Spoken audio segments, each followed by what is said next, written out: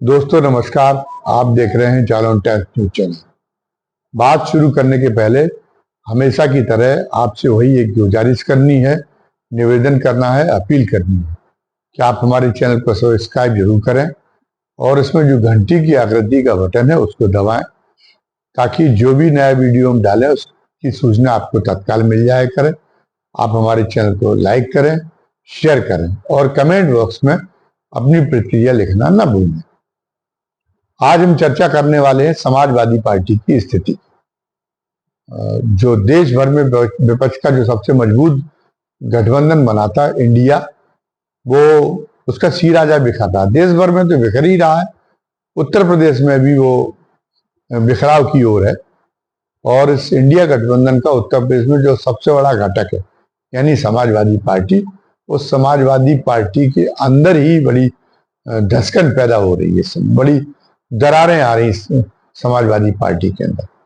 Samajwadi party जो नारा देती है, जिस वर्ग के प्रतिनिधित्व की बात करती है, उसने शुरू से उस वर्ग के लोगों से परे जाके काम किया।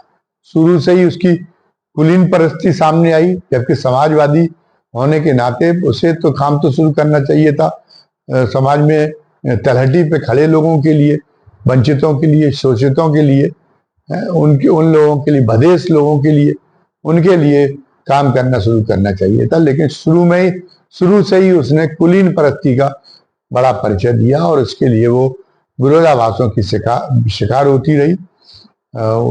जब समाजवादी पार्टी ने पहली बार अपनी बैठकें 5 सितारा होटलों में शुरू की थी तो समाजवादी पार्टी पर इसको लेके उंगलियां भी उठी थी, क्योंकि जो समाजवादियों का पुराना इतिहास था उसमें तो समाजवादी बड़ी परहेज रखते थे, बहुत सादगी के साथ चलते थे और फिर धूम धड़ाका होने लगा। उसके बाद में ये सिलसिला उन आलोचनाओं के बावजूद भी बढ़ने लगा। हालांकि समाजवादी पार्टी को उससे लगातार सफलता मिल रही थी, क्योंकि जिन स्तंभों को ढाकर और उसे एक नई वर्ग सत्ता को, उसको वंचित वर्ग को आगे लाना था, वो उन्हीं स्तंभों के साथ में समझौता करने में लग गई थी। उसके ये देखा गया कि उसने सामंतों को भी इस बीच में टिकट दिए, उसने सैफई महोत्सव होने लगे जिसको लेके उंगलियां उठी कि बड़ा तामझाम उसमें होता था और फिल्मी ग्लैमर का तड़का लगा। ग्लैमर की दुनिया के लोगों को वो सदन में भेजने लगी, उनकी मंत्री बनाने लगी, बिल्डर वगैरह उन लोगों को जो है विधानमंडल दल में स्थान दिलाने लगी समाजवादी पार्टी। तो समाजवादी पार्टी का उसी समय चरित्र संदिग्ध हो गया था।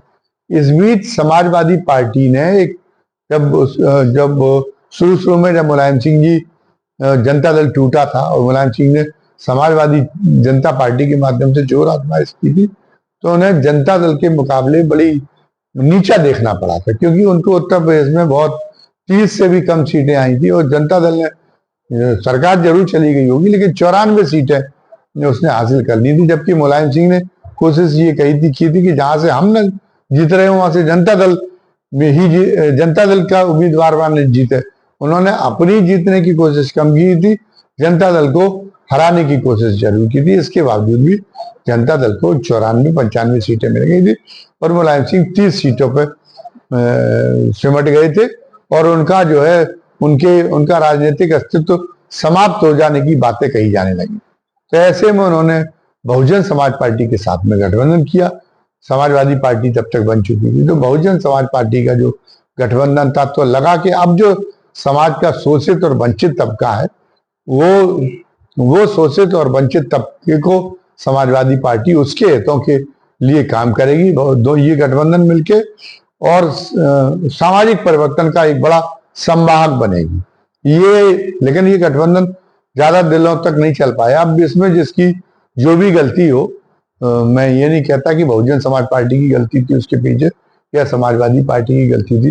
कुछ समाजवादी पार्टी की कमियां थी, कुछ जातीय समाजवादी पार्टी की थी, तो कुछ बहुजन समाज पार्टी का भी अपमानित करने वाला असम्मानजनक व्यवहार था, वो भी उनकी भी ब्लैकमेल करने की नियत थी। कुल मिला के बात इतनी है कि उसकी वजह से ये गठबंधन टूट गया। इस गठबंधन को टूट जाने के बाद में भी होना तो ये चाहिए था कि समाजवादी होने के नाते जब डॉक्टर लोहिया को वो आदर्श मानते थे, तो डॉक्टर लोहिया कहते थे कि वर्ण व्यवस्था में जो सबसे पीछे खड़े हैं, सबसे पहले तो उनको आगे लाना चाहिए, उसके बाद में फिर बीच की जातियों को, फिर और कुछ सवर्णों को कुछ दिनों के लिए विश्राम दे देना चाहिए कि नेतृत्व से कि आप अभी इतने दिनों तक आपने राज्य किया, अब 50 साल तक 100 साल तक आप पीछे रह के काम करना सीखे। तो मुलायम सिंह ने तो ऐसा नहीं किया, वो तो दलितों के खिलाफ ही मुखर हो गए। वो उनकी बौखलाहट बहुजन समाज पार्टी इसके साथ गठबंधन टूटने के बाद इतनी बढ़ गई कि वो दलित जिनकी महापुरुष के रूप में पूजा करते थे, वो उनको कोसने में लग गए। उन्होंने बाबा साहब अम्बेडकर के बारे में बड़ी निंदनीय टिप्पणियां की, अन्य दलितों के बारे में की, और अनुसूचित जाति और अनुसूचित जाति के हितों के खिलाफ काम करना उन्होंने शुरू कर दिया और सवर्णों की ठकुरस्वादी शुरू कर दी। उन्होंने ग्लैमर वाले लोगों को संसद और विधानमंडलों में भेजना शुरू कर दिया। उन्होंने सामंतवादियों को राजनीतिक ताकत देनी शुरू कर दी, और उन्होंने जो है इसी तरीके से उनको वो सुहाने लगे जो कि वर्ण व्यवस्था को मजबूत करने वाले लोग थे। इन सबसे तात्कालिक रूप से समाजवादी पार्टी को सफलता मिली, लेकिन समाजवादी पार्टी परिवर्तन के उद्देश्य से भटक गई। उसमें वो भी एक यथास्थितिवादी पार्टी बन के रह गई। अखिलेश के हाथ में सत्ता जब आई तो अखिलेश पहले स्वतंत्र रूप से काम नहीं कर पा रहे थे, परिवार के दबाव में काम कर रहे थे, तो वो भी उन्हीं सारी चीजों को, उन्हीं परंपराओं को निभा रहे थे जो मुलायम सिंह की परंपरा थी, और वो समाजवादी पार्टी के घोषित उसूलों के सर्वथा विरुद्ध थी। वो जो है उस वर्ग चरित्र का पोषण कर रहे थे जिससे समाजवादी पार्टी को बैर होना चाहिए। खैर, उन्होंने जब तक अपने स्वतंत्र रूप से सत्ता हाथ में आई तब तक उन्होंने बहुत सबक लिया, और जब वो सत्ता से बाहर हुए तो सबक लेते हुए ही उन्होंने निश्चय किया कि वर्ण व्यवस्था से जो पीड़ित जातियां हैं उनके बीच में अगर सच्ची एकता पैदा करनी है, अगर वर्ण व्यवस्था से तो वर्ण व्यवस्था पर प्रहार करना पड़ेगा, वर्ण व्यवस्था को ध्वस्त करने का काम करना पड़ेगा, इसके लिए आगे आना पड़ेगा। उसके लिए दलितों को भी साथ लेना होगा। तो मायावती की दुलत्तियां सहकर भी वो आज दलितों को अपने साथ जोड़ने की कोशिश कर रही है। उनका निश्चित रूप से स्वागत योग्य कदम है, और उन्होंने जो है मायावती के साथ में भी हालांकि एक दोबारा गठबंधन किया था, लेकिन मायावती का भी मिजाज एक मिजाज अलग ढंग का है। वो बहुत ही व्यक्तिवादी और बहुत ही अहंकारी नेता है, तो वो निर्वाह नहीं हो पाया। लेकिन इसके बावजूद भी मायावती के लिए कोई असामान्यजनक शब्द उन्होंने नहीं बोले हैं, और जो उन्होंने अपने मुख्यमंत्रित्व काल में जो दलित अधिकारियों को, प्रमोटेड दलित अधिकारी को रिवर्ट करने का जैसा जो कदम उठाई थी, उसका उन्होंने पर्याप्त प्रायश्चित किया। लगता था कि आर्थिक स्तर पर भी वो इसी ढंग का करेंगे, इसी ढंग का काम करेंगे, लेकिन ये देखा गया। और पीडीए का उन्होंने नारा दिया, तो उन्होंने लगा कि अब समाजवादी पार्टी उनके नेतृत्व में एक सही राह पकड़ेगी, पर वो पीडीए का कहीं से भी पीडीए के अनुरूप काम नहीं कर पाए, और आज उसी विरोधाभास की वजह से आज जो है उनकी पार्टी को में अंदर से चुनौतियां मिली हैं। जब चुनाव की ठीक नजदीकी बेला के ठीक नजदीक उन्होंने जो समाजवादी पार्टी के हिस्से में 3 राज्यसभा की सीटें आने की उम्मीद है, तो उन्होंने जो 3 उम्मीदवार बनाई उनमें से 2 उम्मीदवार तो हैं जया बच्चन और आलोक रंजन जो कि वो उनके जो है प्रमुख सचिव रह चुके हैं, और वो कायस्थ बिरादरी के, वो भी पीडीए का प्रतिनिधित्व नहीं करते। और जो जया बच्चन है, जया बच्चन खुद में तो जया बहादुरी, तो उनका मायके का रिश्ता तो ब्राह्मण समुदाय से है, और जो ससुराल है उनकी बच्चन, वो जो है वो उनका वो कायस्थ है, तो वो भी पीडीए के तहत नहीं होते। तो उनके खिलाफ उनके इस कदम को लेके कि उन्होंने न किसी पिछड़े को उम्मीदवार बनाया, न किसी मुस्लिम को उम्मीदवार बनाया, जबकि बात पीडीए की बात करते हैं, और राज्यसभा में अपने हिस्से में से 2/3 उन्होंने जो है वो जगह उनको दे दी जो पीडीए के दायरे में नहीं है। 2/3 प्रतिनिधित्व उनको देने की चेष्टा कर रहे हैं। एक रामजी लाल सोमा ने दलितों में से उनको उन्होंने केवल ले लिया, लेकिन बाकी तो ये नहीं कर रहे। तो बड़ा विद्रोह के स्वर स्वामी प्रसाद मौर्य ने दिखाए, उन्होंने भी दिखाए, पल्लवी पटेल ने भी दिखाए, और बदायूं के जो सांसद हुआ करते थे सलीम शेरवानी, उन्होंने भी दिखाए। सलीम शेरवानी को की बदायूं अपनी सीट थी, तो वहां पे तो उन्होंने अपना परिवार काबिज कर दिया है। अखिलेश यादव ने वहां धर्मेंद्र यादव को उम्मीदवार बना दिया, और राज्यसभा में भी उनको प्रतिनिधित्व दिया। तो अब जो है वो भी छटकने लगे। और ये केवल तीन व्यक्ति नहीं छटके, इसका एक पूरा असर देखा जा रहा है। समाजवादी पार्टी का जो एक आधार था, जो वो एक बेस बनाना चाह रहे थे, जो पीडीए का, वो पूरे पीडीए के बेस को दरकते हुए देखा जा रहा है। वो इतनी बार जया बच्चन को भेज चुके हैं राज्यसभा में, क्या उसकी तो कह रहा है जया बच्चन से उनकी कौन सी सिद्धांतक की निर्वाह हो रहा है। जया बच्चन के जो पति हैं अमिताभ बच्चन, वो उनसे ज्यादा अवसरवादी कोई है नहीं। वो एक जमाने में राजीव गांधी के सोनिया गांधी के धर्म भाई बन गए थे, और इंदिरा जी के पुत्र बन गए थे। तो नेहरू परिवार की वजह से वो फिल्मों में जम सके, और अगर उनकी लगातार 14 फिल्में पहले पिटती रही, लेकिन इंदिरा गांधी नहीं था कि उनकी बराबर सिफारिश करती रही, वो प्रधानमंत्री जब थी, इसलिए उनको फिल्में लगने के फ्लॉप हीरो घोषित हो जाने के बावजूद भी उनको फिल्में मिलने का सिलसिला चलता रहा। तो लेकिन वो आखिरी में उनके साथ में भी निर्वाह नहीं कर सके। उनके साथ मुलायम सिंह का केवल एक लगाव था। मुलायम सिंह पहलवान नेता थे, उनका फिल्मी दुनिया से क्या संबंध हो सकता था, लेकिन केवल इसलिए था कि मुलायम सिंह जिस थाली में खा रहे थे उसी पत्तल में छेद करने का काम कर रहे थे। वो जिस जनता दल में थे, जनता दल चुनाव तो लड़ रहा था बीपी सिंह के चेहरे पर, और मुलायम सिंह का एक संबंधों का आधार ये हो गया था कि जो बीपी सिंह का दुश्मन है, कांग्रेस में रहते हुए बीपी सिंह और अमिताभ बच्चन के बीच में 36 का आंकड़ा था। और संदेह ये किया जाता था कि जो बोफोर्स कांड उन्होंने उठाया है, वो बोफोर्स कांड के लिए कहीं ना कहीं अमिताभ बच्चन जिम्मेदार है।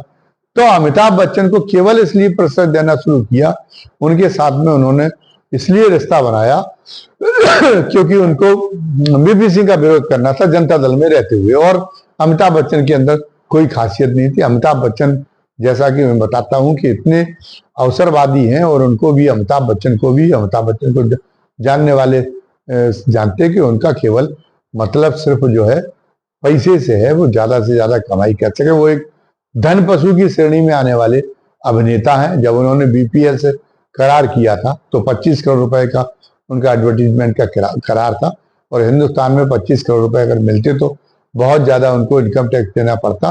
तो उन्होंने उस समय ग्रीन कार्ड सिटीजनशिप अमेरिका की ले ली थी। वो भारत के साथ उन्होंने रिश्ता भी तोड़ लिया था। उनके भाई अमिताभ बच्चन, जिनको अमिताभ बच्चन ने राजीव गांधी ने बहुत लाभ दिलाया और अरबों रुपया उनकी बदौलत कमाया, वो आज स्विट्जरलैंड की नागरिकता ले ही चुके हैं। उन्होंने भारत माता को अलविदा कह ही चुके हैं वो। और अमिताभ बच्चन का ये भी इतिहास है कि अमिताभ बच्चन पहले बड़े फिल्मों में थे, तो मुस्लिम परस्त होने की वजह से उनको फिल्मों में जो सफलताएं बहुत मिली थी, जो 786 नंबर का बिल्ला जो उनका मशहूर हो गया था, उससे मुस्लिम जो दर्शक है उन पर दीवाने बनकर टूटते थे। लेकिन आज अमिताभ बच्चन किनके साथ गलवैयां कर रहे हैं, आज वो भारतीय जनता पार्टी की गोद में खेलने का काम कर रहे हैं। और जया बच्चन जो संसद में जो भाषण देती है, वो सामाजिक रूप से शोषित पीड़ित वर्ग की कभी बात कहती हैं, तो पीडीए के कभी चर्चा करती हूँ, तब भी मतलब उनको ठीक था, उनको टिकट देना, उनको उम्मीदवारी के रूप में सामने लाना जो है ठीक था। लेकिन आज जब सिद्धांतों की लड़ाई भारतीय जनता पार्टी से लड़नी पड़ रही है उसकी विरोधी पार्टियों की, तो अगर आप कोई सिद्धांत पिछले की तरह यथास्थिति बात पर चलेंगे, आप किसी सिद्धांत की प्रतिबद्धता नहीं, आप किसी प्रतिबद्धता का परिचय नहीं दे पाएंगे, तो क्या आप भारतीय जनता पार्टी के साथ टिक सकते? तो स्वामी प्रसाद मौर्य ने जो आवाज उठाई, सलीम शेरवानी ने जो आवाज उठाई, जिस तरीके से उनको बेपर्दा करने का काम किया समाजवादी पार्टी को, वो समाजवादी पार्टी के लिए एक बहुत बड़ा आघात सिद्ध होने वाला है, भले ही अभी उसको उतनी गंभीरता से अखिलेश यादव लें या न लें। और इस बीच में संजय सेठ बिल्डरों को भी पोषित करने का काम करने लगी थी समाजवादी पार्टी। ये भी बड़ा गर्हित काम था, जिस सिद्धांतवाद की बात करती थी, उस सिद्धांतवाद को देखते हुए भी तो बड़ा एक गर्हित काम था कि आप बिल्डरों को पोषित करने का काम कर रहे, उन्हें जो है संसद का और उसमें भेजने का काम आप करने में लगे हुए हैं। तो आज जब आपकी सत्ता नहीं है तो वो इस मोहरे का इस्तेमाल वो उन्होंने अपने आप को, संजय सेठ ने भारतीय जनता पार्टी के आगे के सामने अपने को प्रस्तुत कर दिया और भारतीय जनता पार्टी ने अपने अतिरिक्त वोटों के दम पे उनको जो है उम्मीदवार बना दिया है, अपना 8वां उम्मीदवार घोषित कर दिया। और समाजवादी पार्टी के अंदर सैबोटेज होने की स्थिति पैदा हो रही, क्योंकि वो तो थैली से बहुत मजबूत है। कल तक समाजवादी पार्टी के उम्मीदवार होकर और विधायक खरीदने का काम करते थे, आज भारतीय जनता पार्टी के लिए विधायक खरीदने का काम कर रहे हैं। और समाजवादी पार्टी की अगर 3 में से एक उम्मीदवार हार गया तो समाजवादी पार्टी की एक बड़ी किरकिरी होगी और उसके मनोबल पे बहुत बुरा असर पड़ेगा। लेकिन जैसी करनी वैसी भरनी, ये मानना पड़ेगा। समाजवादी पार्टी की करनी ही वैसी है, या तो वो राहुल गांधी की तरह, राहुल गांधी, कांग्रेस का चरित्र भी बहुत यथास्थितिवादी चरित्र रहा है, कांग्रेस भी वर्ण व्यवस्थावादी पार्टी रही है। लेकिन आज वो सारी चीजें भुला के और राहुल गांधी एक सच्चे मन से पिछड़ों की लड़ाई लड़ने की भी कोशिश कर रहे, तो कांग्रेस को थोड़ी देर लगेगी। कांग्रेस को लड़ाई में 2024 में कोई बड़ी सफलता नहीं मिलेगी और अभी लंबा इंतजार करना पड़ेगा। तो राहुल गांधी के पास अभी उम्र बाकी है, तो वो उम्र लगता है उनके हाव भाव से लग रहा है कि वो इस इंतजार करने के लिए तैयार है। अगर राहुल गांधी से भी कम उम्र अखिलेश यादव की, तो अखिलेश यादव को भी एक जो है उसके इंतजार करने के लिए तत्पर रहना चाहिए। लेकिन उनको परिवर्तन के रास्ते पर चलना चाहिए, सामाजिक परिवर्तन के रास्ते पर भी और आर्थिक परिवर्तन के रास्ते पर भी। तभी वो भारतीय जनता पार्टी को मुकाबला कर पाएंगे, तभी वो सरवाइव कर पाएंगे भारतीय जनता पार्टी के इस प्रचंड माहौल के बीच। अन्यथा अगर उन्होंने यथास्थितिवादी अगर उन्होंने काम किए, यदि यथास्थितिवादी नीतियों पर चले, तो उनमें और भारतीय जनता पार्टी में जब कोई अंतर नहीं रह जाएगा, तो वो भारतीय जनता पार्टी की कार्बन कॉपी के रूप में उनकी और उनकी पार्टी की प्रासंगिकता खत्म हो जाने वाली हुई। धन्यवाद। जय हिंद, जय भारत।